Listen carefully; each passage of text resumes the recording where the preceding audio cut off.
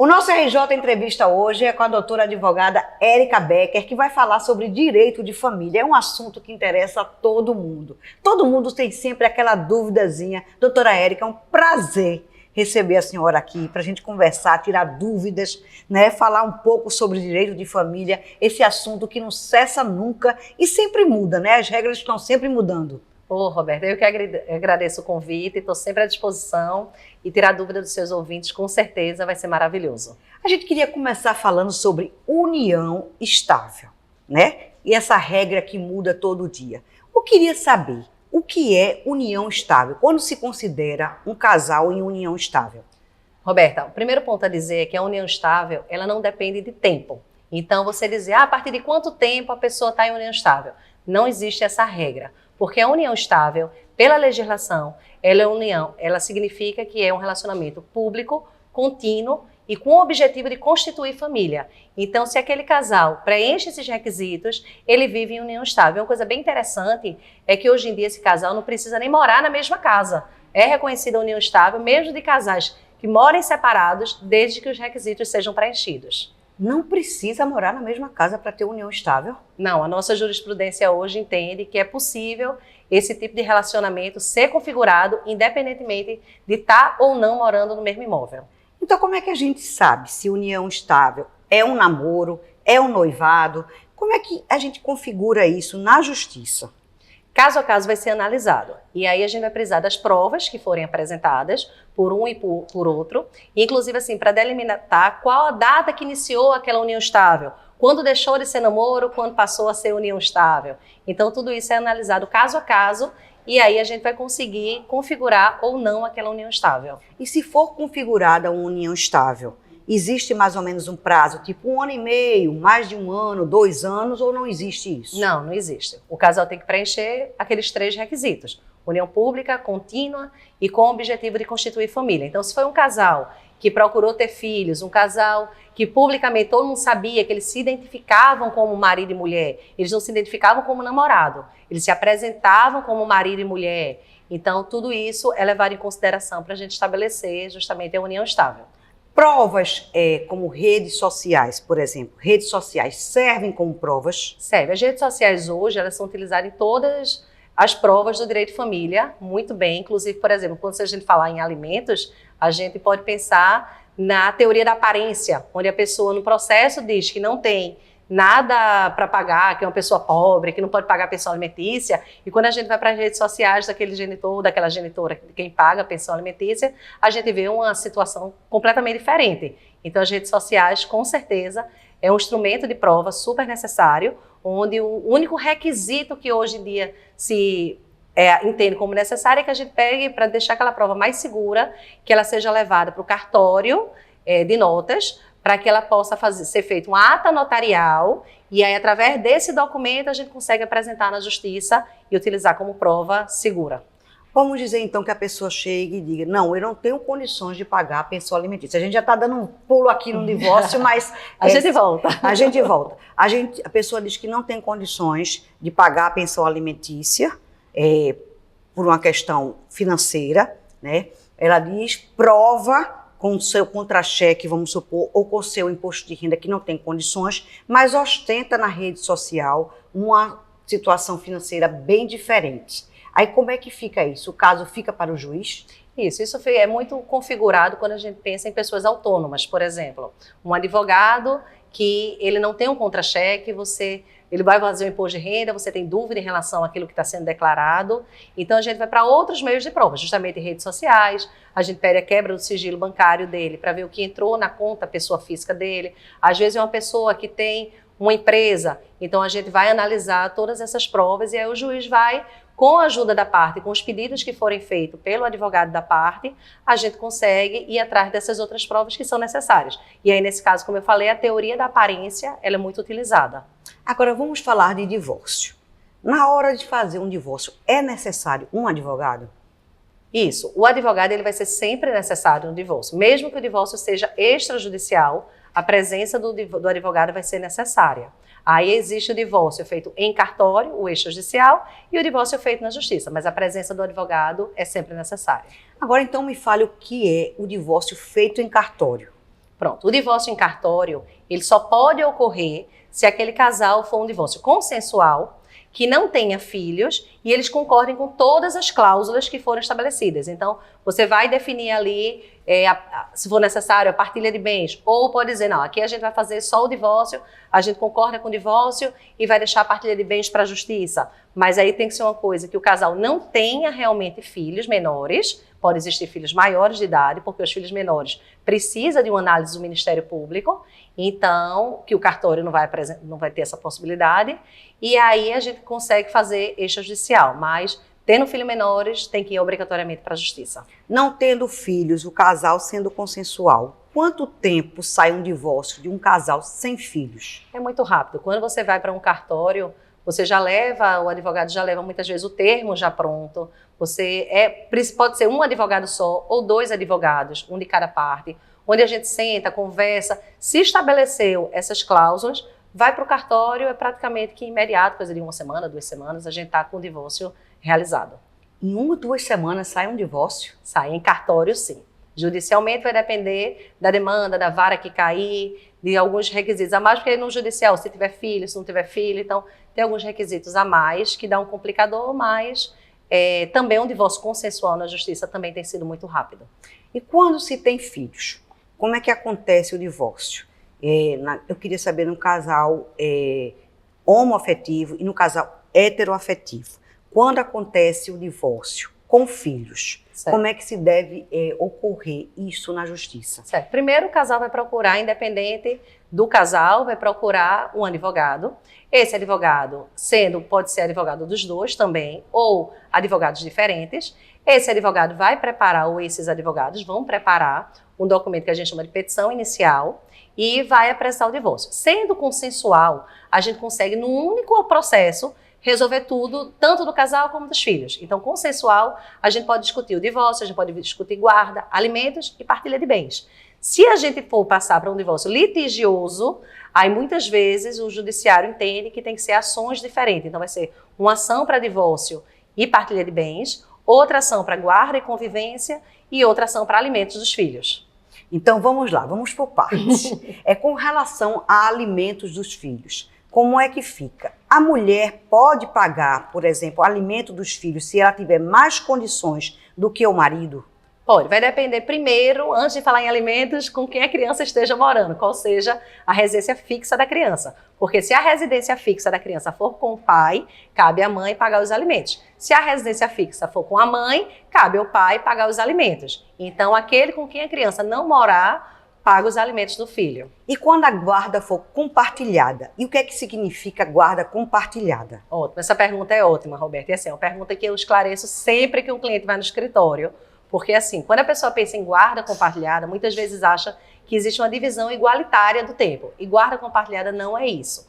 Guarda compartilhada significa que as decisões dos filhos serão obrigatoriamente resolvidas em conjunto entre o pai e a mãe. Qual escola que vai estudar, qual vai ser o pediatra, qual esporte que vai fazer. Então, quando a gente fala em guarda compartilhada, são decisões. Quando a gente fala em divisão de tempo igualitário, a gente está falando em guarda alternada, que aí são coisas completamente diferentes. A gente vê muito hoje crianças morando um tempo com o pai, como se fala, criança meio mochileira, Isso. Que passa uma semana na casa do pai, uma semana na casa da mãe. Isso então seria guarda alternada. Certo. Na própria guarda alternada, e pode haver um compartilhamento ali das decisões. Entendeu? Então, assim, na guarda compartilhada, que são as decisões, a gente escolhe quem vai ser a residência, onde vai ser a residência das crianças. Então, a criança tem guarda compartilhada, pai e mãe. Porém, a residência fixa é com a mãe, por exemplo, ou a residência fixa é com o pai. E aí, o outro genitor que não tem a residência fixa, a gente vai estabelecer como vai ser a convivência. Tem uma coisa interessante que antigamente a gente chamava esse direito de visita. Então, o pai tinha direito de visita, de conviver com os filhos, direito de visita dos filhos. Hoje a gente entende que pai não é visitante. Então, ele convive com aquelas crianças e é necessário para ele e para os filhos que essa convivência seja mais harmônica e é necessário, né? Certo, é isso que eu quero saber. Quando o pai, o genitor, né, pode ser inclusive um casal homoafetivo, a gente tem sempre que lembrar isso, quando acontece esse caso, com relação à questão alimentícia. Quem paga o quê? Porque o genitor 1, o genitor 2, como se fala hoje, Isso. né? Quem paga o quê? Porque às vezes fica para uma casal, para uma das partes, uma coisa mais pesada do que para a outra parte. Como é que se divide isso na justiça? Isso. Na verdade, a gente vai ter que olhar primeiro se é o pagador da pensão alimentícia, se ele, por exemplo, ele tem um salário fixo ou é uma renda variável. E aí a gente vai pensar na criança. Então, quando a gente pensa na pensão alimentícia, a gente tem que olhar o trinônimo necessidade, possibilidade e proporcionalidade. Necessidade, quais são as necessidades daquela criança? Então, ela tem necessidade da escola, do plano de saúde, e aí tem as despesas diretas, que são essas que vem o boletim, ficar mais fácil, o boleto no nome da criança, e as despesas indiretas, que são aquelas da casa. Então, é o condomínio, é o IPTU, que vai ser dividido proporcionalmente com a quantidade de pessoas que moram naquela casa. Então, somando a despesa direta daquele filho com a despesa indireta, a gente vê a necessidade daquela criança. E aí a gente vai... Possibilidade. Aqueles pais, mesmo separados, eles têm condições de continuar mantendo esse padrão do filho, porque uma coisa que muita gente diz é, Érica, mas eu não quero diminuir o padrão do meu filho. Sim, mas antes era um casal, os dois somando dinheiro e pagando as despesas no mesmo imóvel. Agora são dois casais, é um casal, duas pessoas pagando as despesas de casas separadas. Então, muitas vezes, as despesas dos filhos precisam ser readequadas. Então, a gente passou para possibilidade. E aí, a gente vai para proporcionalidade. Quem paga mais, quem ganha mais, paga mais. Então, se um genitor ele ganha 60% mais do que o outro, certamente ele vai pagar uma pensão alimentícia maior do que o outro. Então, tudo isso tem que ser analisado para que a despesa, aquela pensão alimentícia, possa ser o mais justo possível. Né? Então, assim, existe um percentual de pensão alimentícia. Tem juiz, às vezes faz, um amigo meu ganha pensão de 30%. Eu quero ganhar 30%. A gente não tem como estabelecer, porque a gente tem que ir para os outros requisitos. As necessidades, as possibilidades. Então, tudo isso tem que ser analisado caso a caso e a gente possa, assim, estabelecer uma pensão alimentícia da forma mais justa para o casal. Então, não existe mais essa regra de 30% estabelecida para um dos cônjuges? Não. Até porque ele pode ter mais de um filho, menos de um filho. O filho pode, por exemplo, ter uma bolsa de estudo num colégio. Então, isso já diminuiria a pensão, porque não existe aquela despesa escolar, que é uma despesa que pesa muito hoje no bolso das pessoas, dos pais, né? Então, assim, tudo isso tem que ser realmente analisado, quais são as necessidades daquela criança. Inclusive, com a guarda alternada hoje, ninguém nem pode justificar a moradia, uma vez que o filho passa um tempo na casa de um e um tempo na casa de outro. Exatamente, já é outro tipo de guarda, a guarda alternada, onde a gente vai ver se a despesa, a criança está dividindo o tempo, a gente só vai pensar nas despesas diretas, porque as despesas indiretas, cada um já está tendo a sua. Inclusive alimentícia, porque a criança está um tempo na casa de um e na casa de outro. E está gastando a luz de um e está gastando a luz do outro igualzinho. Está gastando a internet de um, a internet do outro. Então, assim, todas essas despesas, que seriam as despesas indiretas, vão estar sendo gastas pelos dois já. E a guarda alternada, na sua concepção, é uma boa guarda? Veja, existe uma discussão muito grande em relação a essa guarda compartilhada, como você falou, a questão do mochileiro. A psicologia em si, ela muitas vezes não é aconselhável, tá? Mas a gente tem visto, acho que da pandemia para cá, eu tenho visto com muito mais frequência a guarda compartilhada está sendo aplicada e tem dado certo. Principalmente em casais, quando a gente pensa em acordo. A guarda alternada. A guarda alternada, desculpa. Então, a guarda alternada, muitas vezes, principalmente quando é acordo entre as partes, o Ministério Público e o Judiciário não têm criado nenhuma dificuldade para aceitar a guarda compartilhada e muitas vezes tem dado certo. Então, assim, eu acho que tanto assim, hoje o direito de família, uma coisa bem interessante, é que a gente não chama, o correto não é mais nem chamar direito de família, é você chamar direito das famílias, porque hoje existe uma vasta configuração familiar, né? E aí essa configuração familiar, ela pode se adequar a cada caso. Então, realmente a gente precisa analisar caso a caso e muitas vezes a guarda alternada é mais indicada para aquele relacionamento. Já que você tocou nesse assunto, existe alguma mudança de regra quando é o caso de uma família homoafetiva? Não, hoje tudo tem sido muito equiparado. Apesar de a legislação não estar trazendo ainda essas alterações, mas a jurisprudência tem acompanhado e hoje é possível que o casal homoafetivo tente na justiça os seus direitos. Certo. Agora, com relação à alienação parental, se fala muito disso. Eu gostaria de uma explicação técnica para saber o que é alienação parental. Veja, a síndrome da alienação parental é quando um genitor ou familiares desse genitor, eles tentam desqualificar a pessoa do outro, ou os seus familiares. Então, assim, a gente, infelizmente, tem visto isso com muita frequência. A síndrome, para você configurar é difícil, mas ela existe e ela tem que ser tratada com muito cuidado, porque a gente, trazendo também novamente de uma forma simples, o meu sentimento é como se aquele genitor, o alienador, ele tirasse um chip da cabeça da criança, colocasse um outro chip e a imagem do outro genitor é completamente deturpada e aquela criança começa a acreditar em coisas que, como se ela tivesse vivido coisas que ela não viveu, mas de tanto ser repetida, elevada para elas começam realmente a acreditar e assim, os efeitos para os filhos têm sido desastrosos. Ou seja, a mãe ou o pai começam a falar mal da família do pai ou da mãe que não está lá naquele momento, é isso? Isso, exatamente. Então, fica naquela situação, que a criança vira um leve trás e a criança escuta de um lado uma situação, escuta do outro uma situação e ela passa a realmente desqualificar, então, aquela pessoa. Geralmente, o alienador é com quem a criança mora. Né? Então, aqui é quando você vê a criança daqui a pouco não quer ir mais para uma convivência com o pai, ela não quer ir mais para casa do pai ou não quer ir para casa da mãe, porque está realmente havendo esse conflito na cabecinha dela, onde ela não consegue identificar aquela manipulação que está havendo. O que a gente tem muito bom no Judiciário Pernambucano, aqui em Recife, por exemplo, a gente tem o CAP, que é o Centro de Apoio Psicossocial. Então, muitos desses casos são identificados pelo CAP, quando a criança vai para o CAP, eles fazem um estudo bem completo, onde eles escutam o pai, escutam a mãe, muitas vezes escutam os avós, se tem psicóloga, vão conversar com o psicólogo, muitas vezes vão na escola, então a escola que a criança está, a escola que a criança saiu. Então tudo isso é analisado pelo CAP e muitas vezes essa alienação é constatada. E aí é muito bom quando isso acontece.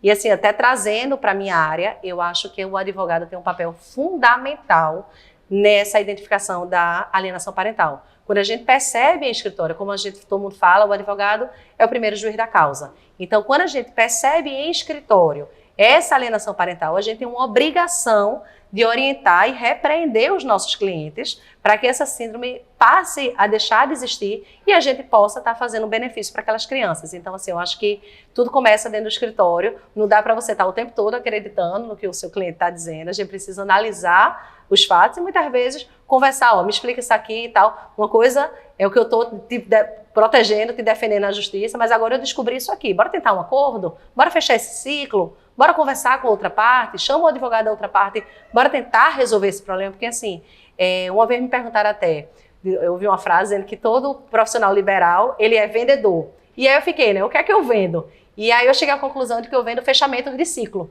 Então, assim, o que me alegra no direito das famílias é eu poder ver aquele casal que chega no escritório totalmente desequilibrado e eu poder fechar aquele ciclo da vida dele, tá vendo nas redes sociais, ele com um novo relacionamento, a vida reconstruída. Então, assim, isso é o que me apaixona no direito das famílias. Então, hoje em dia, a visão do advogado beligerante, que está o tempo todo propondo recurso, que está está alimentando o litígio, eu acho que ele não pode mais ser aceito no judiciário e tem cada vez os especialistas em direito das famílias, ele tem tido essa postura muito mais conciliadora do que essa postura beligerante, o que é muito bom para a sociedade. E por falar nisso, eu estou sabendo que você está mudando o seu ciclo também, né? Eu estou sabendo que você está numa mudança de ciclo e está concorrendo ao 5º Constitucional. Eu queria saber o que é isso, o que é concorrer ao 5º Constitucional para fazer parte do Tribunal de Justiça? Isso, na verdade eu fiz a minha inscrição ainda, a documentação precisa ser aprovada, certo? Existem outros candidatos e candidatas muito bons que estão entrando, estão se habilitando ainda. O prazo de inscrição ainda vai até o comecinho de agosto, então advogados que preenchem os requisitos do edital podem se habilitar ainda. E o que é o 5º Constitucional? O 5º Constitucional significa, de forma bem simples, dizer que o Tribunal de Justiça ele é formado por advogados de carreira, juiz de carreira por antiguidade, juiz de carreira por merecimento, membro da advocacia e membro do Ministério Público. Então agora, com a aposentadoria do Dr. Itabira, surgiu essa vaga para membros da advocacia, onde todos os advogados do Estado que tenham mais de 10 anos, comprovem mais de 10 anos de exercício da advocacia e preenchem os demais requisitos do edital, podem se habilitar a concorrer a essa vaga. Então, em novembro, dia 18 de novembro, vai ser realizada uma eleição onde todos os advogados do Estado vão votar e cada advogado pode votar em até 6 nomes. Esses 6 nomes, que uma conquista que nós tivemos agora, inclusive, é que esses 6 nomes vão ser 3 homens, 3 mulheres, das mulheres, pelo menos uma negra ou parda, e dos homens, pelo menos um negro ou pardo. Essa lista sextupla, formada pela advocacia, ela vai para o Tribunal de Justiça, todos os desembargadores vão poder votar, e aí deixa uma lista tríplice. Essa lista tríplice vai para a governadora e ela escolhe um ou uma advogada que vai ocupar a vaga de desembargador. E você está pleiteando? Eu estou tentando concorrer. Eu já fiz a minha inscrição e estou esperando a aprovação. Então, sucesso aí nessa sua nova missão, nesse seu novo ciclo, e nós continuamos por aqui. A gente gostaria de dizer que esse RJ Entrevista é um oferecimento da Companhia Pernambucana de Gás, que leva gás a 32 municípios do estado de Pernambuco.